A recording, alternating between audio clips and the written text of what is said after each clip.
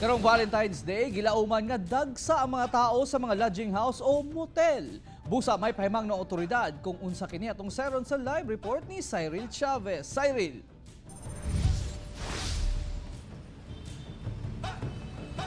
Yes, Real, karon pa lang nagbahad na ang otoridad ngadto sa mga hingtungdan nga hugtanong ibawal ang mga minor de edad sulod sa mga lodging houses ug moinom sa mga KTV bars dinhi sa syudad. Subay sa City Ordinance sa Cagayan de Oro City nga Comprehensive Children's Welfare Code, hingpit nga ginabawal ang mga minor de edad nga mosulod sa mga lodging houses o mga inn kung walay kauban nga hamtong o ginikanan.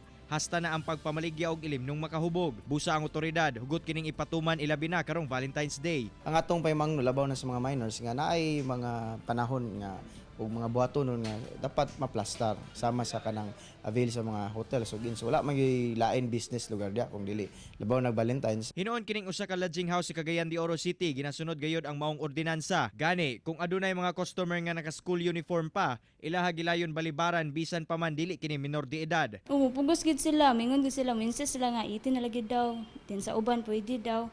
Mingon mi nga dili gid sa mua kay kanang kuan ba na penalty lagi maapil mi. Bisan ang mga KTV bar sa syudad hugot nga ginabantayan ang ilahang mga customers nga dili malutsan og mga minor de edad nga mo order og ilim nung makahubog. Kanang mga college mga inana, mga couple mga okay ra amo ni sila ipasulod. Ginatanaw ninyo. Ginatanaw gid mga ID. Ginalaras naman na sila. Kay namay ka sa grabe ID ba nga na mga birthday na.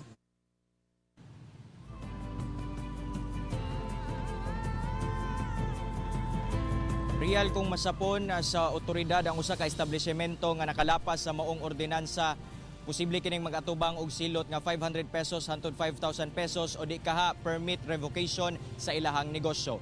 Real. Okay, daghang salamat ug happy Valentine's Day diha kanimo, Cyril Chavez.